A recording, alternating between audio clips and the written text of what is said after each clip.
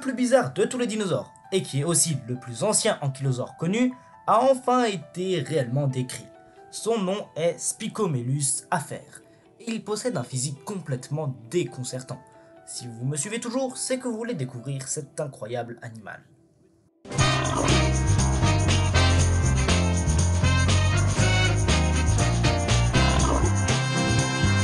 Parlons de généralité autour de lui. Spicomellus afer est un membre des Ankylosauria, groupe qui contient le célèbre Ankylosaurus.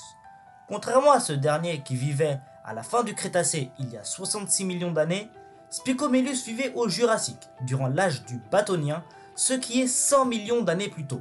Il démontre ainsi que des formes très complexes d'ankylosaures sont apparues assez tôt durant le règne des dinosaures. Et quand je dis formes très complexes, c'est totalement justifié. Regardez-moi cette apparence de porc-épic. Il possédait d'immenses épines à peu près partout sur le corps. Ses plus grosses épines osseuses se situaient au niveau du cou, ainsi qu'une autre paire de la même taille au-dessus des hanches. Les plus grosses de ces épines atteignaient 87 cm de long environ, ce qui est énorme même pour un Thyrophora. Il avait également d'autres épines, moins grandes, mais tout de même imposantes le long des flancs et au bout de la queue. Le reste du dos, des côtés et de la queue était également couvert par des épines et des plaques osseuses. Avec tout ceci, l'animal était 100% invulnérable contre les attaques venant du haut.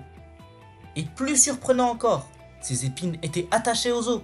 D'habitude, chez les ankylosaures, elles reposent sur les muscles, mais ne sont pas en contact direct avec les os. Mais chez Spicomellus, les épines sont fusionnées à l'os. Cela devait sûrement le rendre bien plus rigide et l'empêcher de se mouvoir efficacement. Mais en contrepartie, son armure était extrêmement robuste, alors il n'aurait tout simplement pas à fuir les prédateurs, donc bouger lentement n'était pas si embêtant. Spicomellus afer se nourrissait de plantes basses, à faible croissance, ainsi que de racines et de tubercules.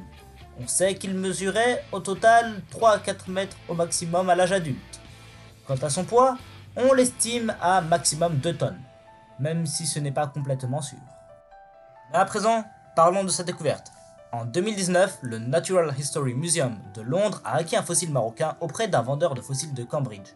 En discutant avec ce marchand anglais et le marchand marocain qui lui avait vendu, la paléontologue Susanna Mudmaint et le géologue Driss Ourache ont localisé le site dont provenait le fossile, les couches de la formation Elmers 3.